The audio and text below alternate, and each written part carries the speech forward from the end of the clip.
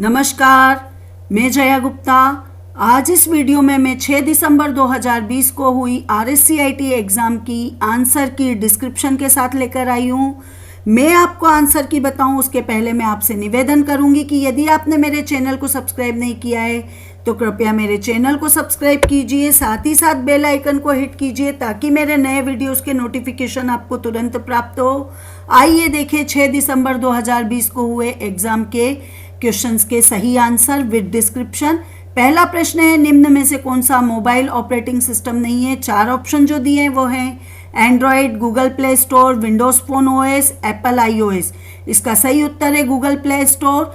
यह एक operating system नहीं है, बाकी के 3 ऑपरेटिंग सिस्टम है। गूगल प्ले स्टोर एक ऐसी सुविधा है जिसके द्वारा हम मोबाइल पर कोई भी एप्लीकेशन स्टोर अपलोड कर सकते हैं, यानी मोबाइल पे कोई भी एप्लीकेशन लेनी है तो इस फीचर का हम प्रयोग करते हैं।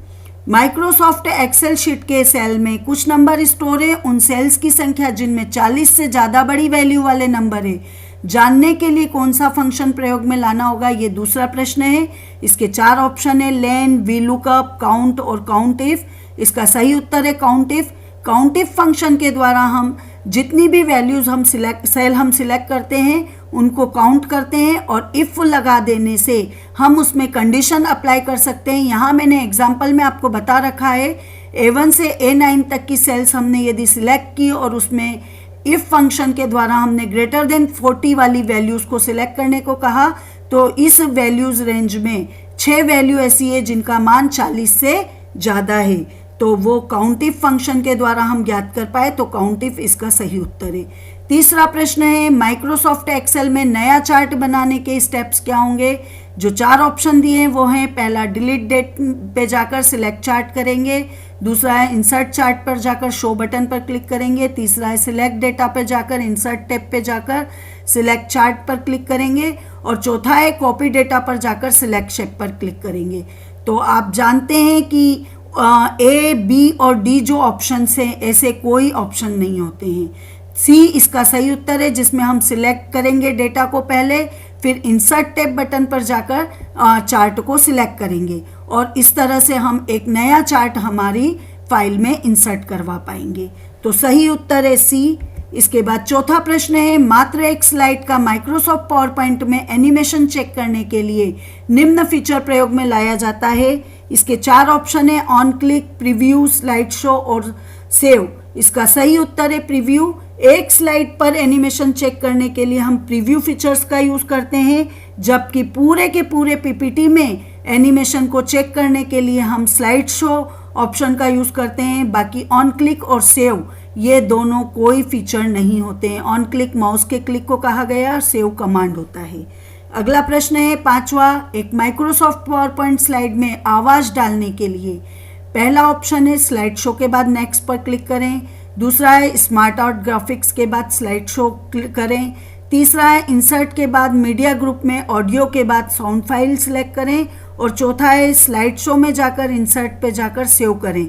तो इसका सही उत्तर है सी, क्योंकि बाकी के 3 ऑप्शन परफेक्ट नहीं है। सी में इंसर्ट पर जाएंगे हम, फिर वहाँ मीडिया ग्रुप में जाकर ऑडियो ऑप्शन को सिलेक्ट करके और उसमें से साउंड फाइल सिलेक्ट करेंगे, तो जो साउंड फाइल हम सिलेक्ट करेंगे वो हमारी स्लाइड में इंसर्ट हो जाएगी और उसके बाद हम जब शो करेंगे तब हमें आवाज़ सुनाई देगी।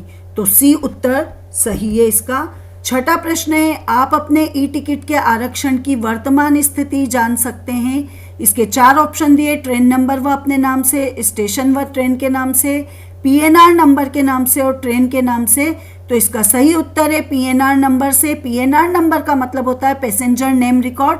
तो इसके द्वारा हम अपनी सारी चीज़ों के आधार पर और हमारे ई टिकट रिजर्वेशन की वर्तमान लोकेशन ट्रेस कर सकते हैं। तो सही उत्तर है सी। निम्न में से अमान्य ईमेल एड्रेस बताइए। 4 ऑप्शन जो दिए हैं abcd.def@yahoo, myname@gmail.com, yourname@gov.in और gname@rediffmail.com। तो BCD में दिए गए तीनों ऑप्शन सही ईमेल एड्रेस को रिप्रेजेंट करते हैं। तो गलत ईमेल एड्रेस है पहला वाला abcd.def@yahoo। ये अधूरा ईमेल एड्रेस है, इसके आगे .com .in इस टाइप की कोई चीज़ लगनी चाहिए थी जो कि नहीं लगी हुई है, इसलिए ये अधूरा उत्तर है। अगला प्रश्न 8वां है, वोटर सर्विसेज के लिए पोर्टल है IRCTC, RSRTC, UIDAI, NVSP। तो सही उत्तर है D NVSP, national voter service portal, जो कि वोटर सर्विसेज के लिए ही बनाया गया पोर्टल है। इसके अलावा ऊपर के 3 पोर्टल जो है IRCTC रेलवे का पोर्टल है जो कि रेलवे रिजर्वेशन के लिए यूज़ किया जाता है। RSRTC रोडवेज का पोर्टल है जो कि बसेस के रिजर्वेशन के लिए यूज़ किया जाता है। UIDAI ये आधार कार्ड के लिए यूज़ किया जाने वाला पोर्टल है। तो चौथा पोर्टल जो है NVSP ये वोटर सर्विसेज के लिए पोर्टल है। 9वां क्वेश्चन है, पैराग्राफ फॉर्मेटिंग में आप टेक्स्ट को अलाइन कर सकते हैं, हाइपरलिंक को टाइप कर सकते हैं, बुकमार्क बना सकते हैं और टेक्स्ट को डिलीट कर सकते हैं। तो इसका सही उत्तर है टेक्स्ट को अलाइन करना।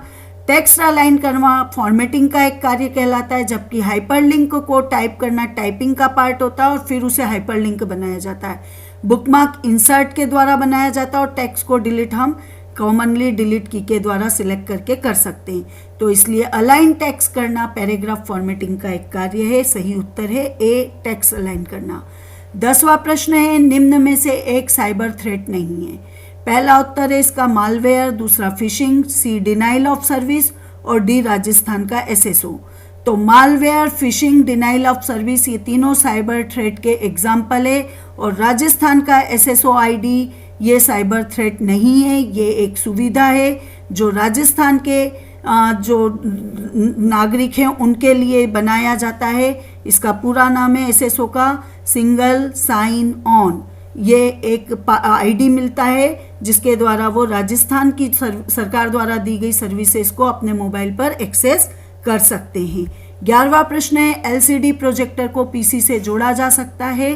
4 ऑप्शन दिए हैं, HDMI कनेक्शन से, दूसरा है VGI कनेक्शन से, तीसरा ये दोनों और चौथा इनमें से कोई नहीं। तो इसका सही उत्तर है सी ये दोनों, यानी LCD प्रोजेक्टर को PC से जोड़ने के लिए हम HDMI कनेक्शन और VGA कनेक्शन दोनों ही इस्तेमाल कर सकते हैं। 12वां प्रश्न है, MS आउटलुक 2010 की अकाउंट सेटिंग में आप सेट कर सकते हैं। 4 ऑप्शन जो दिए हुए हैं, आने के लिए सर्वर POP3 से, जाने के लिए सर्वर SMTP से, इंक्रिप्शन SSL से और उपरोक्त सभी। तो इसका सही उत्तर है उपरोक्त सभी, यानी हम ये तीनों सेटिंग कर सकते हैं MS आउटलुक 2010 की अकाउंट सेटिंग के रूप में। तो उपरोक्त सभी इसका सही उत्तर है। 13वां प्रश्न है, भारतीय IT एक्ट 2000 में कंप्यूटर सोर्स कोड से छेड़छाड़ करना निम्न धारा के अंतर्गत अपराध माना गया है। 4 धाराएं दी है, 67, 65, 43, 66। सही उत्तर है 65, यानी भारतीय IT एक्ट 2065 में कंप्यूटर सोर्स कोड के साथ छेड़छाड़ करना अपराध माना गया है। 14वां प्रश्न है, मेलिंग शिष्टाचार के लिए आप 4 ऑप्शन है, फॉरवर्ड करने से पहले प्रामाणिकता की जांच करें, दूसरा है ऑल कैप्स अक्षरों का प्रयोग करें, तीसरा है रिप्लाई टू ऑल का अधिकतर प्रयोग करें, चौथा है एक ही ईमेल में बहुत से विषयों पर चर्चा करें। तो इसका सही उत्तर है पहला, फॉरवर्ड करने से पहले उसकी ऑथेंटिसिटी की जांच कर लें कि ये सही मेल है या नहीं है। बाकी की तीनों चीज़ें जरूरी नहीं है आप यूज़ करें। ऑल कैप्स अक्षर यानी सारे कैपिटल लेटर लिखना जरूरी नहीं है, रिप्लाई टू ऑल भी जरूरी नहीं है और एक ही मेल में बहुत सारे विषयों पर चर्चा करना भी आवश्यक नहीं है। पर फॉरवर्ड करने से पहले, कोई भी जानकारी दूसरों को देने से पहले उसकी ऑथेंटिसिटी चेक करना सबसे ज़्यादा जरूरी है। इसी को मेलिंग शिष्टाचार कहा गया है। 15वां प्रश्न है, यह सॉफ्टवेयर साइबर थ्रेट से बचा सकता है। 4 ऑप्शन जो दिए हैं, antivirus software, Trojan horse, spyware और मालवेयर। तो इसका सही उत्तर है एंटीवायरस सॉफ्टवेयर, क्योंकि बाकी के नाम खुद एक साइबर थ्रेट को रिप्रेजेंट करते हैं। तो एंटीवायरस सॉफ्टवेयर एक ऐसा सॉफ्टवेयर होता है जो कि हमारे कंप्यूटर के वायरसेस को स्कैन करता है और डिटेक्ट करता है और उनको दूर करने का कार्य करता है। तो इसलिए ये साइबर थ्रेट से हमें बचा सकता है। 16वां प्रश्न है, dash dash dash feature Microsoft power point slide की बैकग्राउंड सेटिंग को सेट करने में काम आता है। 4 ऑप्शन जो दिए हैं, हाइपरलिंक, थंबनेल, ग्रेडियंट फिल और चार्ट फाइल।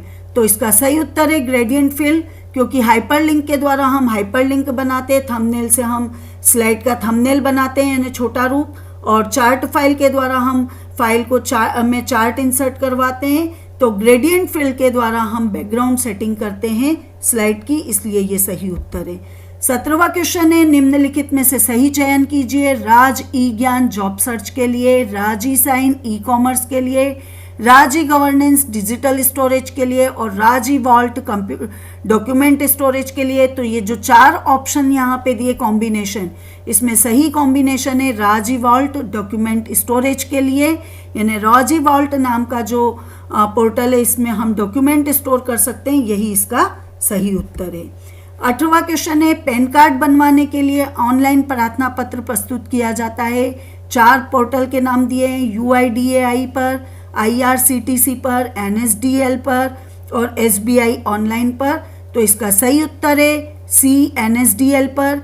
NSDL का पूरा नाम है नेशनल सिक्योरिटीज डिपॉजिटरी लिमिटेड, जहां पर हम पैन कार्ड बनवाने के लिए ऑनलाइन रजिस्ट्रेशन करते हैं। पैन कार्ड एक परमानेंट अकाउंट नंबर होता है जो कि 18 साल से बड़े किसी भी व्यक्ति के लिए इशू करती है भारत सरकार। इसमें 10 कैरेक्टर के अल्फ़ा न्यूमेरिक यानी 10 डिजिट के अल्फ़ा न्यूमेरिक कैरेक्टर्स होते हैं, आइडेंटिफायर होते हैं जो कि यूनिक आइडेंटिटी होते हैं।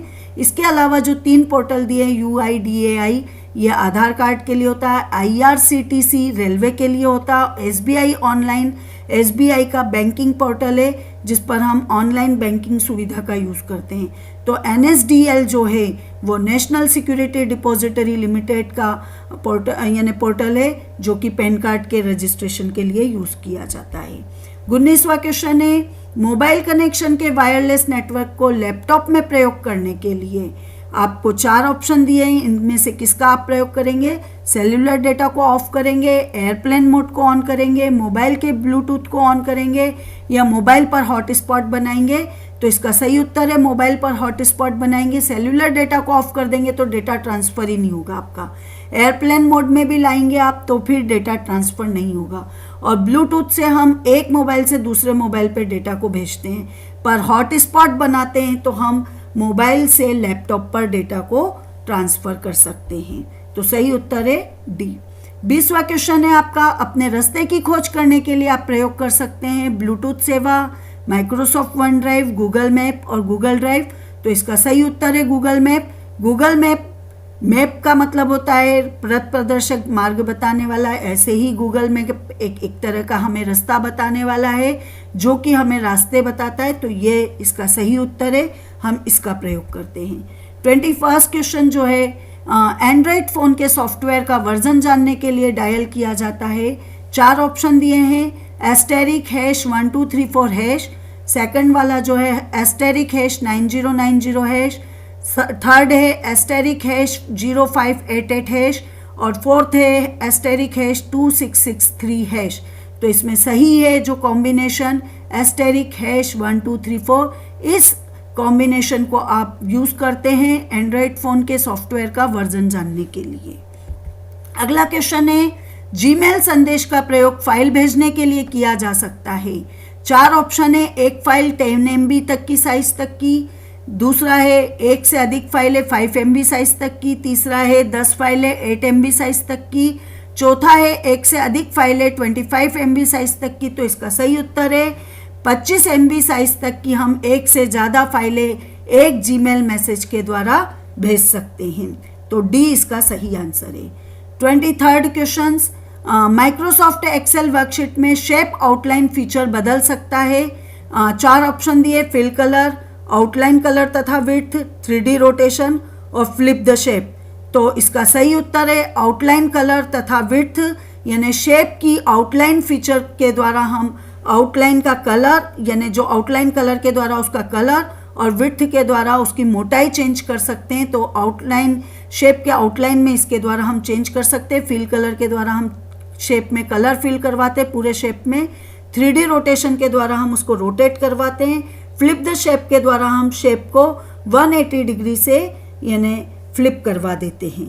तो इसलिए सही उत्तर है बी, आउटलाइन कलर तथा विड्थ, जिसके द्वारा हम शेप की आउटलाइन में चेंजेस कर सकते हैं। 24th क्वेश्चन है माइक्रोसॉफ्ट एक्सेल वर्कशीट में चार्ट बनाने के लिए मुख्य भाग है data series, data labels and grid lines. दूसरा है क्लिप आर्ट एंड शेप। तीसरा है बुलेट एंड हेडर। चौथा है पेज नंबर। तो सही आंसर है इसका data series, data label and grid line. ये तीनों जो टर्म्स दिख रही है ये चार्ट के लिए यूज होती है, डेटा सीरीज, डेटा लेबल्स और ग्रिड लाइन। जबकि क्लिप आर्ट और शेप जो है ये इमेजेस वगैरह, पिक्चर्स वगैरह इंसर्ट करवाने के लिए, शेप्स इंसर्ट करवाने के लिए यूज किए जाते हैं। बुलेट इंसर्ट करवाने के लिए। हेडर का मतलब होता है फाइल के ऊपर हेडर इंसर्ट करवाने वाली चीज के लिए यूज किया जाता है। और पेज नंबर, फाइल में पेज नंबर इंसर्ट कराने के लिए यूज किया जाता है। तो इसलिए डेटा सीरीज, डेटा लेबल और ग्रिड लाइन इसका सही आंसर है। 25वां क्वेश्चन है माइक्रोसॉफ्ट वर्ड में एरियल क्या है। 4 ऑप्शन है, एक पेज लेआउट, एक स्टाइल शीट, एक प्रिंटिंग फॉर्मेट, एक फ़ॉन्ट। तो इसका सही उत्तर है एक फ़ॉन्ट। ये एरियल एक फ़ॉन्ट होता है जिसके द्वारा हम जो भी लिखते हैं उनका अलग अलग स्टाइल में उनको बता सकते हैं। 26वां प्रश्न है माइक्रोसॉफ्ट वर्ड के सेवेज फीचर से 4 ऑप्शन है, खुली हुई फाइल सेव की जाती है, खुली हुई फाइल अन्य नाम से सेव की जा सकती है, खुली हुई फाइल डिलीट की जा सकती है, खुली हुई फाइल इनिशियलाइज की जा सकती है। तो इसका सही उत्तर है बी, खुली हुई फाइल अन्य नाम से सेव की जा सकती है। क्योंकि जब हमारी नेम्ड फाइल को हम किसी की और कॉपी करना चाहते हैं और उसको किसी दूसरे नाम से कॉपी करना चाहते हैं तो हम सेव एज कमांड का प्रयोग करते हैं। खुली हुई फाइल को हमें केवल सेव करना है तो कंट्रोल एस यानी सेव कमांड का प्रयोग किया जाता है। फाइल को डिलीट करने के लिए हम डिलीट की का यूज करते हैं। और खुली हुई फाइल इनिशियलाइज की जा सकती है, ऐसा कोई कमांड नहीं होता है। 27वां प्रश्न है सिक्योर सील क्या है। तो 4 ऑप्शन दिए, एक फिशिंग सॉफ्टवेयर, एक मालवेयर, एक ट्रोजन हॉर्स, एक वेबसाइट की वैधता का प्रमाणीकरण सॉफ्टवेयर। तो ऊपर वाले जो 3 नाम है फिशिंग सॉफ्टवेयर, मालवेयर और ट्रोजन हॉर्स, ये तीनों यानी सिक्योर नहीं करते हैं हमारी फाइल को, ये तीनों हमारे फाइल को नुकसान पहुंचाते हैं। वेबसाइट की वैधता को प्रमाणीकरण करने का सॉफ्टवेयर होता है सिक्योर सील, जो कि हमारे वेबसाइट की वैधानिकता को बताता है। नेक्स्ट क्वेश्चन 28 माइक्रोसॉफ्ट विंडोज 10 में सिस्टम रिस्टोर पॉइंट क्या है। इसके लिए जो 4 ऑप्शन दिए, सभी फाइलों को सिस्टम से हटाता है, सभी फाइलों को सिस्टम में पुनः स्थापित करता है और सिस्टम को शट डाउन करता है और सिस्टम को टेस्ट करता है। तो सिस्टम रिस्टोर पॉइंट जो है वो सभी फाइलों को सिस्टम में पुनः स्थापित करता है। ये इसका सही उत्तर है 28वें का बी। 29वां क्वेश्चन है AEPS क्या दर्शाता है, यानी AEPS का पूरा नाम क्या है। जो 4 ऑप्शन दिए वो दिया है अवेलेबल इलेक्ट्रॉनिक पेमेंट सिस्टम, दूसरा अवेलेबल ई प्रोक्योरमेंट सिस्टम, तीसरा है आधार इनेबल्ड पेमेंट सिस्टम और चौथा है ऑडियो इलेक्ट्रॉनिक्स पेपल सिस्टम। तो इसका सही उत्तर है सी। AEPS एक बैंक लेड मॉडल है जो कि ऑनलाइन इंट्रोपरेबल फिनेंशियल ट्रांजेक्शन को यानी POS पॉइंट ऑन सेल या माइक्रो ATM के द्वारा बिजनेस कॉरेस्पॉन्डेंट बैंक, ई मित्रा वगैरह के द्वारा यूज करने की ऑथेंटिकेशन सुविधा देता है। ये आधार इनेबल पेमेंट सिस्टम होता है जिसको आधार कार्ड से जोड़ा जाता है। तो AEPS आधार इनेबल पेमेंट सिस्टम है। 30वां प्रश्न है निम्न में से कौन सी डिस्क को कई बार मिटाकर लिखने के काम में लिया जा सकता है। 4 ऑप्शन है CDR, CDR and DVDR, CDRW and DVDRW और DVDR। तो नाम से ही समझ में आ रहा है CDRW यानी रीराइटेबल। तो सही उत्तर है C, CDRW एंड DVDRW, जहां पर CD रीराइटेबल और DVD रीराइटेबल होता है। तो इसका सही उत्तर C है। 31वां प्रश्न है निम्न में से कौन सा कार्य स्निपिंग टूल से नहीं कर सकते। 4 ऑप्शन दिए, ऑब्जेक्ट के चारों तरफ आयताकार आकृति बनाना, पूरी स्क्रीन को कैप्चर करना, ईमेल के अटैचमेंट को डिलीट करना और ये सभी। तो इसका सही उत्तर है ईमेल के अटैचमेंट को डिलीट करना। स्निपिंग टूल का मतलब होता है हम जब कोई स्क्रीनशॉट लेते हैं तो उसके लिए जो हम सिलेक्ट करते हैं एरिया जिसका स्क्रीनशॉट लेना है वो काम हम स्निपिंग टूल के द्वारा करते हैं। तो आयताकार आकृति भी बनाते हैं और पूरी स्क्रीन को भी कैप्चर करते हैं। इसलिए इसका सही उत्तर है जो कि गलत है, ईमेल अटैचमेंट को हम डिलीट नहीं कर सकते और ये सभी भी गलत हो ही जाएगा इसीलिए। 32वां प्रश्न है क्रेडिट कार्ड से भुगतान करते समय वेबसाइट को आवश्यक रूप से 4 ऑप्शन दिए, भुगतानकर्ता द्वारा प्रयोग किया गया पासवर्ड दिखाना चाहिए, क्रेडिट कार्ड का CVV नंबर दिखाना चाहिए, भुगतान हो जाने पर पुष्टि नहीं करनी चाहिए, या HTTPS और OTP का प्रयोग करना चाहिए। तो सही उत्तर है HTTPS और OTP का प्रयोग करना चाहिए। हम OTP देते हैं तभी हमारा ट्रांजैक्शन आगे बढ़ता है, आप सभी जानते हैं, तो ये सही उत्तर है। अगला प्रश्न है 33वां, निम्न में से कौन सा प्रकार मोबाइल से भुगतान में प्रयोग नहीं किया जाता है? 4 ऑप्शन है, point of sale, Freecharge, Paytm, State Bank buddy.